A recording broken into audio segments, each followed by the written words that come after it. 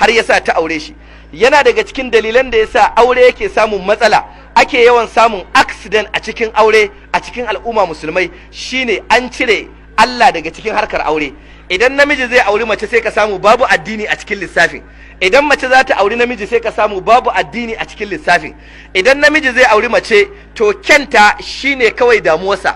Da za ka samu matashi zai auri mace, wace yarinya yake so ya aura, sai ya kirga maka siffofi qualities sama da guda 20 amma ba addini a ciki. Ya ce shi matar da yake so ba katuwa ba, ba siririya ba, ba doguwa ba, ba gajera ba, wankan tarwada ko wankan karfasa ko wankan kwado, idan ta kaman muryar ta kaman goge, idon ta kaman ta sha koken, mai kira kwalbar coca-cola, ta dan dire ta dan baje. Inda zai baka tausayi shi kuma in ka kalle sai ga wani dan duku nunu ne, da za a daura masa igiya kunkumi a tashe da shi a watan azumi, Allah kadai san nawa za a tara. Amma ya tsaya yana tausul lissafe da ma anzalallahu biha min sultan. Wannan ita ce matsalar da ake samu. Shi yasa da ka auro mata kyakkyawa amma bata da addini, ka dauko fulawa daga juji, inji manzon Allah sallallahu alaihi wasallam da yace iyyakum wa khudara ad-diman.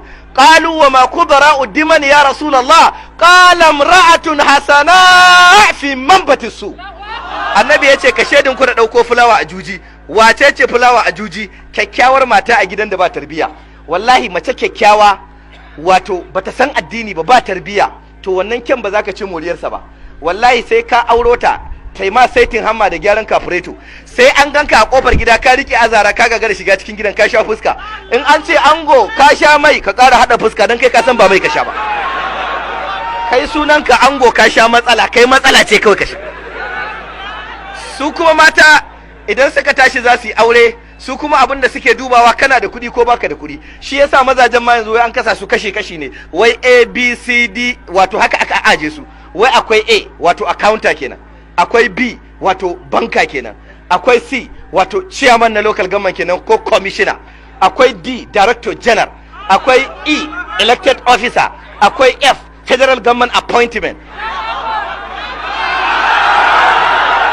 Wai haka suke ta lissafawa har a iso kan T, to wazo T to ka samu matsala. T teacher, to da zo a ce ya wane ne saurayin lata, aka ce IT class, to ka gama samun matsala a wannan lokaci. Wannan yasa wayanda suke da kudi a hannunsu suka mai da matan kamar turamin atamfa, yadda suka ga dama suke da su. Ga sunan na sayarwa, zai iya auro ta, in ta bashi haushi ya sallame ta ya sake auro wata. Kaga surukin baki ma, gidan baki ma ba mutunci. Cire ubangiji daga cikin harkar aure yana daga cikin abin da ya kawo matsala wa auren raki da ake da su a halin yanzu. Allah madaukin sarki ka gafarta mana. Shi yasa yanzu wai idan saurayi yana so ya aure yarinya, to in yana so ya karbu da wuri, gaskiya zalla ba za ta ci ba, sai ya dan hada da ya ƙarya hakan nan. Saboda haka akwai inda ake bada hayar mota in zaka je hira da budurwa, akwai inda ake bada hayar jamfa da wando, sai a samu ta galila mai tsada ta 13,000 a dinka. In ka je sai ka karbi haya naira 250 sai ka saka, amma ka je kai fira sai ka dawo sai ka cire, sai ya karbi abun nan, ga hular kube, ga abubuwa lafiya ga wata 307, amma abun duka gada zare ne. Sai ba an daura auren tukuna sai matsala ta zama matsala, a rasa yadda za a yi gaba daya. Wannan yana daga cikin abin da yake kawo mana matsaloli a cikin auratayyar mu. Allah ka gafarta mana. To ita Khadija radiyallahu anha, manzon Allah sallallahu alaihi wasallam ta aure shi ba don kudin sa ba, sai saboda nagartarsa, kuma ta ba musulunci goyon baya, ta ba musulunci gudunmuwa, ta yi wa manzon Allah sallallahu alaihi wasallam shiri, ta ba shi kwanciyar hankali da natsuwa a cikin gidan manzon Allah sallallahu alaihi wasallam an samu absolute peace and tranquility. Shi yasa yazo a hadisi na manzon Allah sallallahu alaihi wasallam, wata rana manzon Allah sallallahu alaihi wasallam yana zaune, sai ga Jibril ya zo, sai yake faɗa masa, ga Khadija na radiyallahu anha tana shigowa wajenka, idan ta zo za ta zo maka da abun sha a wata ruwayar za ta zo maka da wata miya a cikin kwano.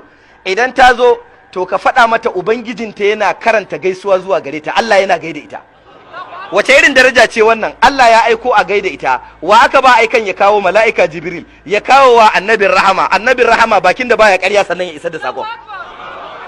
Yace bayan ka faɗa mata Allah yana gaida ita, sannan kai mata albishir da gida a cikin aljanna min lu'lu'in mujawwaf.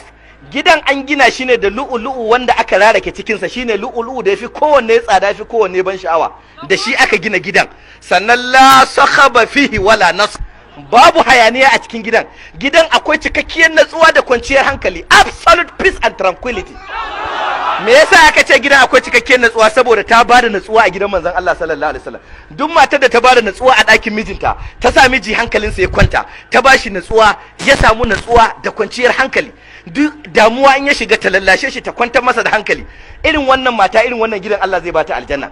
Amma matar da ta rikita wa mai gida lissafi, ta rika sa shi kabli da ba'adi a sallah, kaga mutum ya fito shi kadai yana haka da hannu akan hanya, hadan a taba ya tsaya ya dauka an tare shi, saboda tsabar matsala kawai. Wato wata kawai a cikin gida kawai ta hana shi zaman lafiya, ta hana shi kwanciyar hankali, to ba za ta samu irin wannan gida mai natsuwa ba a ina